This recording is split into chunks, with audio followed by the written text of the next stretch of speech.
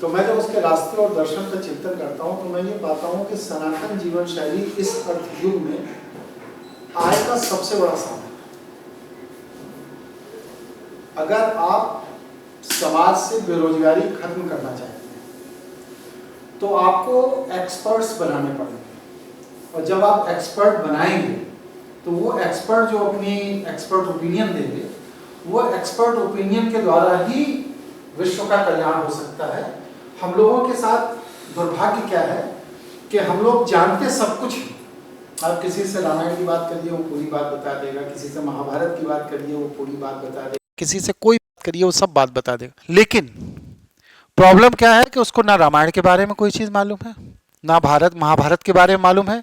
उसकी जानकारी बस सिर्फ उतनी ही होती है जितना कि वह घर में दादी नानी के किस्से के द्वारा सुनता है, या किसी कथावाचक द्वारा सुनता है, या किसी शॉर्ट स्टोरी के तौर पर उसको सिलेबस में या किसी किताब में या किसी न्यूज़पेपर में छपा हुआ पढ़ा दिया जाता है। लेकिन वो क्या है, वो एक सूचना है। एक्सपर्ट ओपिनियन उस पर नहीं हो सकती। तो एक्सपर्ट ओपिनियन का जब आप बेस बनाते हैं तो उस एक्सपर्ट ओपिनियन के बेस के लिए आपको डेप्थ नॉलेज होना जरूरी है। अपने सनातन जीवन शैली के सनातन ज्ञान से संबंधित जो रिसर्च किए, अध्ययन किया, उसके आधार पर मैंने कुछ अपने दर्शन बनाया, कुछ दृष्टि बनाई है। वो दृष्टि मैं आपके सामने रख रहा हूँ। मेरा कहना यह है कि विश्व का कल्याण ना साम्यवाद से हो सकता है ना समाजवाद से हो सकता है, क्योंकि आज पूरी की पूरी दुनिया इन्हीं दो खेमों में बटी हुई है। या तो आप अमेरिका के साम्राज्यवाद से पूरी दुनिया को संचालित होता देख रहे हैं, या फिर रशिया के साम्यवाद से आप पूरी दुनिया को संचालित होता देख रहे हैं। पूरी की पूरी दुनिया इस समय दो खेमे में, दो दर्शन में बटी हुई है। लेकिन यह दोनों ही दर्शन विश्व के कल्याण के लिए सकारात्मक नहीं है, क्योंकि जब भी आप विश्व के कल्याण की बात करेंगे तो वहां पर मानवता के कल्याण की बात खड़ी होगी, और जब मानवता के कल्याण की बात होती है तो ना साम्यवाद द्वारा मानवता का कल्याण हो सकता है, ना समाजवाद द्वारा हो सकता है। विश्व का कल्याण भारतीय जीवन शैली, जो सनातन जीवन शैली है, उससे ही होगा, अन्य कोई विचार उसमें नहीं है। ये साम्राज्यवाद विस्तार की विचारधारा मानवता के लिए खतरा है, ये ऐसा मेरा अपना दर्शन है। मानवता के विकास में अवरोधक तत्व क्या है, ये चीज समझना जरूरी है। मानवता के विकास में सबसे बड़ा अवरोधक तत्व है सामाजिक संवेदनहीनता। आज समाज में हम लोग भीड़ में जीते हैं। हम लोग एक दूसरे को देखते हैं लेकिन एक दूसरे की मदद करने की इच्छा नहीं रखते। सड़क पर कोई एक्सीडेंट हो जाता है, लाश, वो व्यक्ति तड़पता रहता है, मर जाता है, हम लोग उसको देख कर निकल जाएंगे। बहुत ज़्यादा लोग हैं, मोबाइल निकाल के वीडियो बनाने लगेंगे। लेकिन ऐसा नहीं होता कि 8-10 लोग इकट्ठा होकर तुरंत उसको किसी कार में, किसी चीज़ में रख के हॉस्पिटल ले जाएं उसको। ये क्या, ये असंवेदनशीलता है। अगर ये कहिए कि समझ नहीं है तो ये बात इसलिए नहीं मानी जा सकती है कि जब अपने परिवार का आदमी उस चोट में फंस जाता है, उस चीज में फंस जाता है, तो हमारी सारी ज्ञान जागृत हो जाते हैं और अपने परिवार के आदमी को चोट लगते ही हम तुरंत उसको गाड़ी में भी लाते हैं, हॉस्पिटल भी ले जाते हैं। क्यों? क्योंकि वह अपने परिवार का है। यह व्यक्ति बाहरी है, इसके प्रति मेरी कोई संवेदनाएं नहीं है। तो ये जो आज मानवता का सबसे बड़ी दिक्कत है, सबसे बड़ी परेशानी क्या है कि सामाजिक संवेदनहीनता का वातावरण जो हमारे समाज में घोला गया है एजुकेशन सिस्टम के द्वारा, इलेक्ट्रॉनिक डिवाइस के द्वारा, यह हमारे मानवता के लिए सबसे बड़ा अवरोधक है। इसके लिए सबसे बड़ा हथियार जो प्रयोग किया जाता है वह है सूचना तंत्र का हमला। आज हमको क्या सोचना है, क्या पढ़ना है, यह चीजें एडिटर डिसाइड करते हैं, चाहे वह न्यूज चैनल के एडिटर हो, चाहे अखबारों के एडिटर हो। मानवता के हित में या मानवता की मार्केटिंग के लिए किसी एडिटिंग की बात नहीं है। यहां पर बात यह है कि हम ऐसा क्या छाप दें, ऐसा क्या दिखा दें जो कल सुबेरे हमारा मार्केट में हमको पैसा दे दे। उसके लिए हम लोग इसको इस तरह से लेते हैं। आत्मविश्वास के नाम पर व्यक्ति के अहंकार का पोषण हो रहा है। आज इंग्लिश मीडियम स्कूल में सेल्फ कॉन्फिडेंस बच्चे में कैसे जनरेट किया जाए, कैसे डेवलप किया जाए, इसके नाम पर जो उसको सिखाया बताया जा रहा है वो उसके अहंकार के पोषण को बल देता है। उसे सामाजिक बनने के लिए ये चीजें नहीं सिखाई जाती। आत्मविश्लेषण की कमी, आज व्यक्ति को एक सोच दे दी गई है कि जो तुम सोच रहे हो वही सही है। गलत या सही जो भी तुम सोच रहे हो उस पर एकदम डटे रहो, उस पर लगे रहो। तो ये जो चीज है ये व्यक्ति को आत्मविश्लेषण से विमुख करती है, क्योंकि व्यक्ति गलत भी सोच सकता है, सही भी सोच सकता है, मनुष्य का स्वभाव है। इसलिए उसको गलत और सही सोचने में उसके अंदर आत्मविश्लेषण की क्षमता अगर नहीं है तो वैसा व्यक्ति मनुष्यता के लिए, मानवता के लिए खतरा हो सकता है। सनातन जीवन शैली के मूल सिद्धांत में अगर हम जाते हैं तो सबसे बड़ी चीज क्या है? गरुड़ पुराण का एक सिद्धांत है, सर्वे भवन्तु सुखिनः सर्वे सन्तु निरामया सर्वभद्राणि पश्यन्तु मां कश्चित् दुख भाग भवेत्। दूसरा जो हम लोग लेते हैं महाउपनिषद में है, अध्याय 4 में, वसुंधैव कुटुंबकम, पूरा विश्व हमारा घर है। तो जब हम पूरे विश्व को अपना घर मानकर उस अवधारणा से चलते हैं तो हमारी जो संवेदनशीलता अपने परिवार के साथ होती है वही संवेदनशीलता विश्व के हर व्यक्ति के साथ हो जाएगी। और इसीलिए ये दो सिद्धांत हमारे पूर्वजों ने निर्धारित किए, जिससे कि मानवता का विकास होता रहा। और ज्ञात इतिहास में पिछले 10,000 सालों में हजारों युद्ध होने के बाद भी मानवता अपनी जगह टिकी रही, खड़ी रही। लेकिन आज कोई युद्ध नहीं है, पिछले 50 साल में कहीं कोई युद्ध नहीं हो रहा है, लेकिन इसके बाद भी पड़ोसी पड़ोसी को नहीं जान रहा, परिवार का परिवार के लोगों के साथ विश्वास नहीं, पति पत्नी पर विश्वास नहीं कर रहा, भाई बहन पर विश्वास नहीं कर रहा है, पिता पुत्र पर विश्वास नहीं कर रहे हैं, संवेदनहीनता का वातावरण बढ़ रहा है। तो इसका कारण क्या है कि हम सनातन जीवन शैली से दूर हो गए। एक सर्वे कराया गया था हमारे विद्या भारती के अंदर, 10,000 बच्चियों का एक निरीक्षण कराया गया। तो उसमें यह देखा गया कि उन 10,000 बच्चियों में कितने बच्चियों के डाइवोर्स हुए। आपको ये सुनकर ताज्जुब होगा कि हम लोगों ने जब डाटा पूरे देश से इकट्ठा किया तो एक भी केस हमारे पास ऐसा नहीं था जिसमें कि हमारे विद्या भारती के पढ़ी हुई बच्ची ने विवाह उपरांत अपने पति को तलाक दिया। क्यों? क्योंकि बचपन से उसको ये संस्कार में बताया गया कि विवाह एक संस्कार है और परिवार के प्रति दायित्व का निर्वहन करना आपकी जिम्मेदारी है। इस वजह से वहां पर परिवार बिखरे नहीं। और आज जो मैं तो एडवोकेट भी हूं, कोर्स में देखता हूं तो जो बच्चियां आती हैं डाइवोर्स की एप्लीकेशन लेकर, उनमें 90% बच्चियां वो होती हैं जो किसी कॉन्वेंट स्कूल की पढ़ी हुई होती है, इंग्लिश मीडियम स्कूल की पढ़ी हुई होती है। सनातन जीवन शैली, अभी जो मैं अभी चैम्बर में बैठ के डिस्कस कर रहा था, सनातन जीवन शैली में धर्म और सनातन जीवन शैली और धर्म, यह दो अलग अलग चीजें हैं। आप सनातन जीवन शैली को जब धर्म से जोड़ देते हैं तो फिर वह आपकी सनातन जीवन शैली जो है वो टुकड़ों में बट जाती है। कोई ईसाई कहता है कि भाई हम इसको नहीं मानते, मुस्लिम्स कहते हैं हम इसको नहीं मानते, यहूदी कहते हैं हम इसको नहीं मानते, पारसी कहते हैं हम इसको नहीं मानते। मानते सब हैं लेकिन अपने अपने तरीके से मानते हैं। जो धर्म जिस पृष्ठभूमि में डेवलप हुआ है वह धर्म उस पृष्ठभूमि में सनातन जीवन शैली को स्वीकार कर रहा है।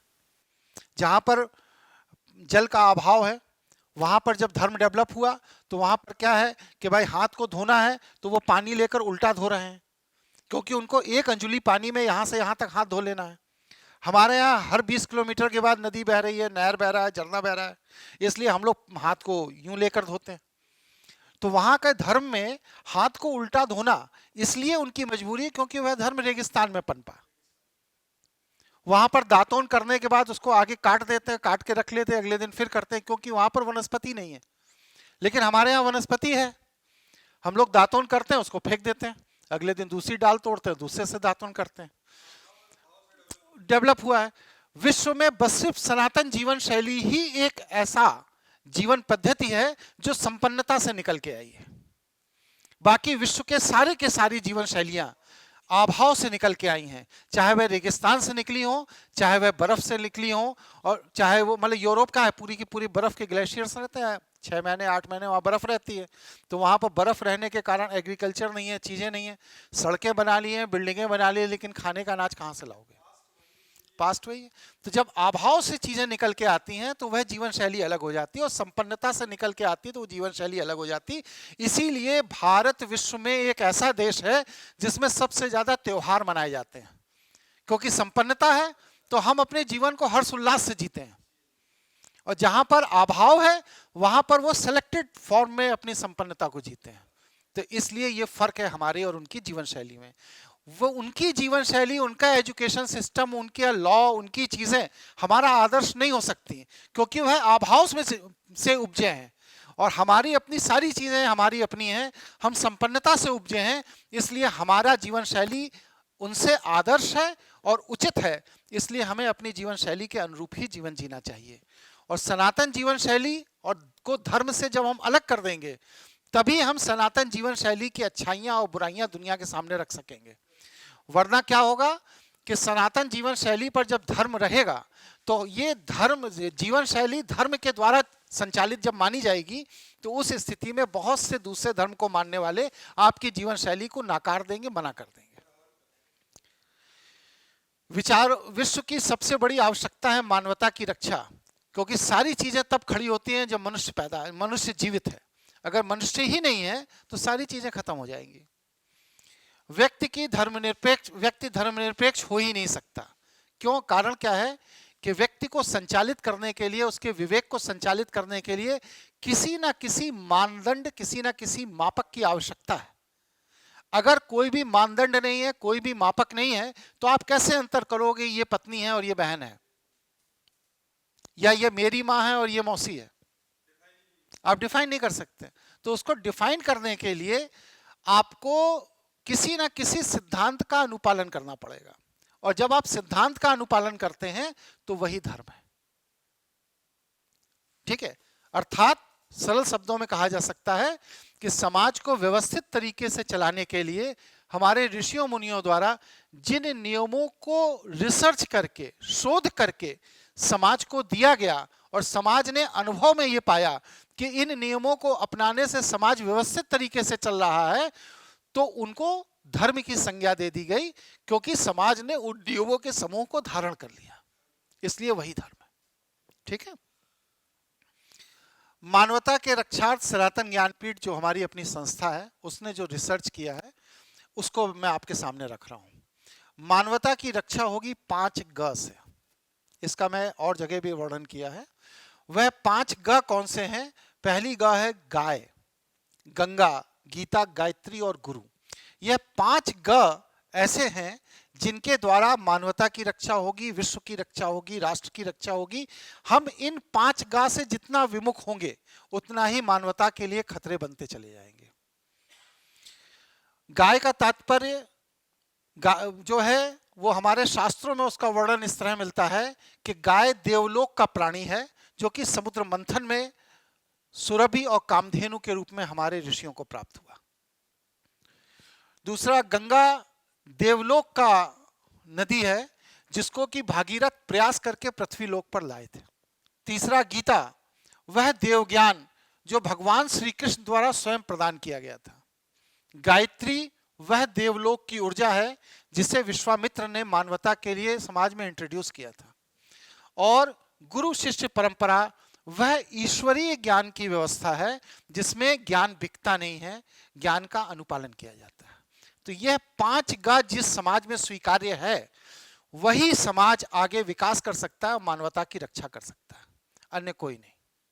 और इन 5 गा पर आज विदेशी कंपनियां बराबर अंकुश लगाने का प्रयास कर रही हैं।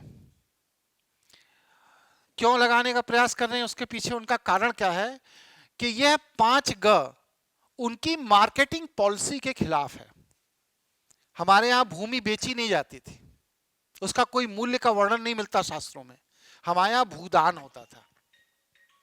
हमारे यहां कन्या बेची नहीं जाती थी, हमारे यहां कन्या का दान होता था। हमारे यहां ज्ञान बेचा नहीं जाता था, हमारे यहां ज्ञान का दान होता था। कोई फीस नहीं लगती थी। गुरुकुल में कोई भी बच्चा जाकर शिक्षा ग्रहण कर सकता था, और फिर जब वह शिक्षा उसकी पूरी हो जाती थी तो उसका विवेक होता था, उसकी इच्छा होती थी कि वह अपने गुरु को उस दीक्षा के रूप में क्या दे दे, और छात्र जो दे देता था गुरु उसमें संतुष्ट रहता था। तो जो चीजें बिकती नहीं थी, आज आप देखिए वो सारी चीजें मार्केट में बिक रही हैं।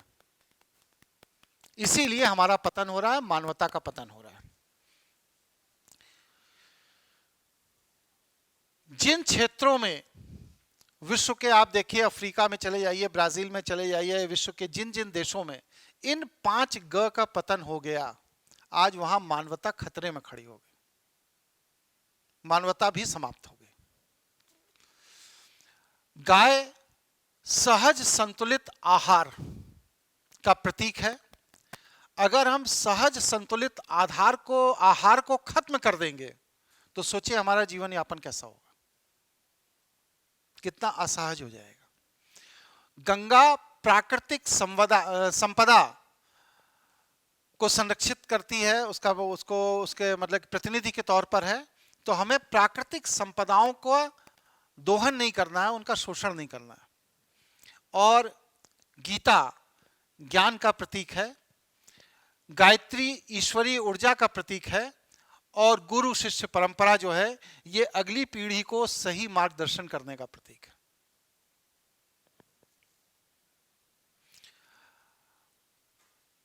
अतः मानवता की रक्षा करनी है तो आपको इन 5 गा को पुनः स्थापित करना होगा।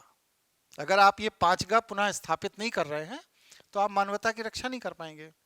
इसीलिए इन 5 गा को पुनः स्थापित करने के लिए सनातन ज्ञानपीठ जो गुरुकुलों की श्रृंखला खड़ी करने जा रहा है, उसके लिए हम आप लोगों के साथ आपका सहयोग चाहते हैं। इन गुरुकुलों की श्रृंखला को खड़ा करने में हमें आपसे क्या चाहिए?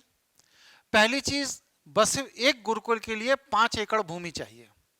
उस 5 एकड़ भूमि में क्या होगा? तो अगर हम एक गुरुकुल की स्थापना करते हैं तो उसके लिए हमको, जो मैंने अपने मानक बना रखे हैं दिमाग में, उसके हिसाब से 5 एकड़ भूमि की आवश्यकता हमको होती है। उस 5 एकड़ भूमि में गौशाला भी होनी चाहिए, यज्ञशाला भी होनी चाहिए, और ज्ञानशाला भी होनी चाहिए, जिसे हम लोग क्लासरूम कह सकते हैं। 5 एकड़ भूमि और 5 करोड़ रुपए का इन्वेस्टमेंट अगर करने वाला कोई भी व्यक्ति है तो वह सनातन जीवन शैली के बढ़ावे के लिए, मानवता की रक्षा के लिए एक प्रोजेक्ट, एक यूनिट पर काम कर सकता है। इसके लिए हम आगे बढ़ते हैं।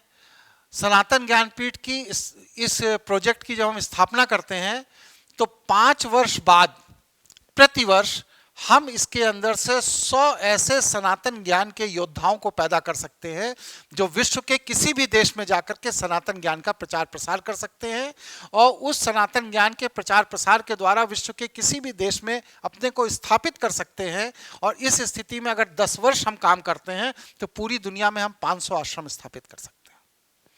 इन आश्रमों में क्या होगा? इन आश्रमों में ज्योतिष, आयुर्वेदा, अध्यात्म, सनातन योग, सनातन दर्शन, मनोचिकित्सा, ध्यान पद्धति, ये चीजें पढ़ाई जाएंगी। वर्तमान में यह व्यवसाय इस समय अव्यवस्थित भी है और असामाजिक भी है।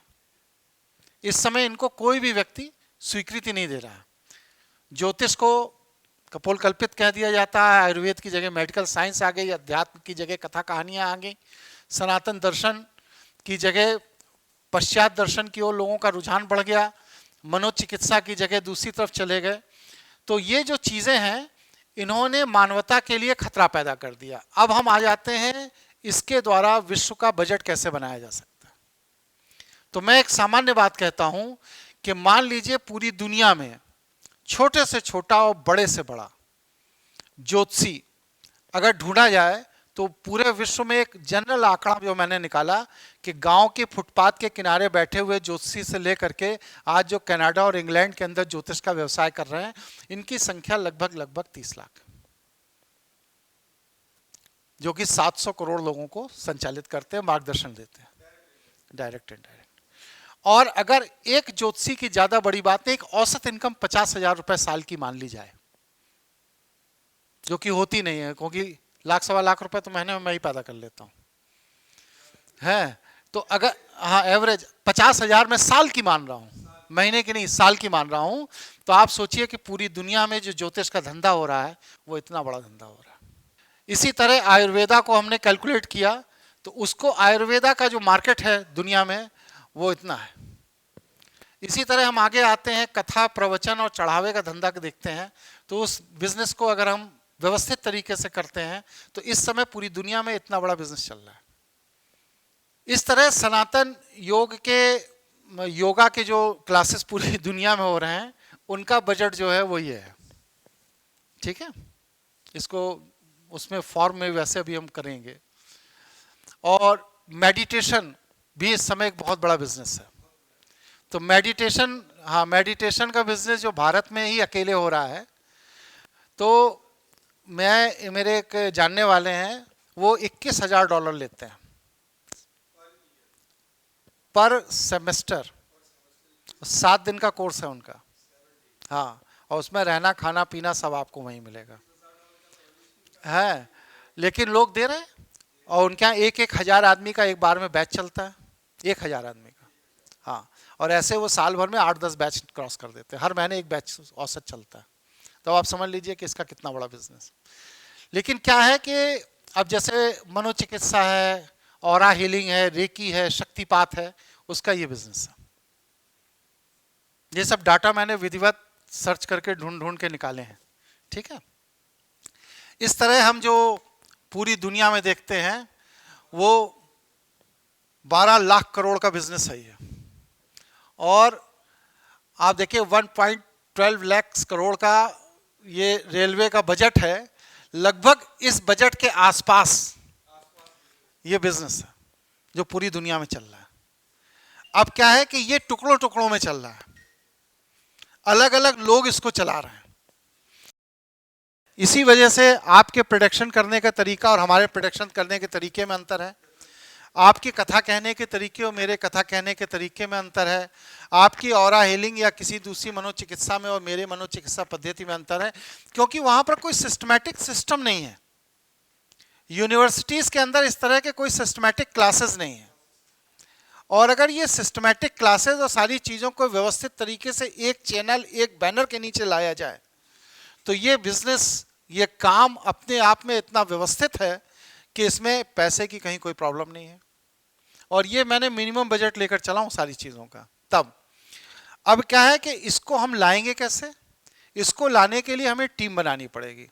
और वो टीम, मैंने कहा कि एक टीम में लगभग 5 एकड़ ज़मीन और 5 करोड़ रुपए का इन्वेस्टमेंट। तो इन्वेस्टर्स इसके लिए अगर हम ढूंढ लेते हैं, तो हम अगर एक यूनिट भी सही तरह से चलाकर दिखा देते हैं और 5 साल के अंदर अगर हम 100 योद्धा उसके निकाल लेते हैं, तो समझ लीजिए कि पूरी दुनिया में आपको दोबारा रिवर्स करने वाला कोई नहीं होगा। 5 साल की मेहनत का वन टाइम बजट है, वन टाइम बजट। क्योंकि जब आप शुरू कर देते हैं तो उसके बाद तो आपके पास लोग अपने आप आते हैं। मान लीजिए आपने ज्योतिष पढ़ा दी, अब आपका एक टीम है 10 बच्चों की, पूजा पाठ अनुष्ठान, तो न जाने कितने लोग जिनको लाभ होगा। जैसे हमारे, आप जानते ही हैं कि लगभग 12 लाख ज्योतिष में हमारे पूरी दुनिया में लोग हैं। तो ऐसे न जाने कितने लोग हैं जो लाभान्वित होंगे। तो वो लाभान्वित होंगे तो वो फिर आपको फाइनेंस करने लगते हैं, फंड देने लगते हैं, आपके सिस्टम को चलाने लगते हैं। तो ये जो हम 100 गुरुकुल खोलने की बात कर रहे हैं भारत में, या पूरी दुनिया में 500 गुरुकुल खोलने की बात कर रहे हैं, हमें बस एक गुरुकुल पर इन्वेस्टमेंट चाहिए 5 करोड़ रुपए का, और 5 एकड़ जमीन चाहिए। एक जब हम उसको दे देंगे एक सैंपल के तौर पर, तो इसके बाद दूसरे के लिए लोग अपने आप फाइनेंस करने लगेंगे। लोगों को जब इसमें फंड का कन्वर्जन दिखाई देने लगेगा, तो लोग अपने आप आपके प्रोजेक्ट को अपने यहाँ लॉन्च करना शुरू कर देंगे, चीज़ें अपने आप आगे बढ़नी शुरू हो जाएंगी।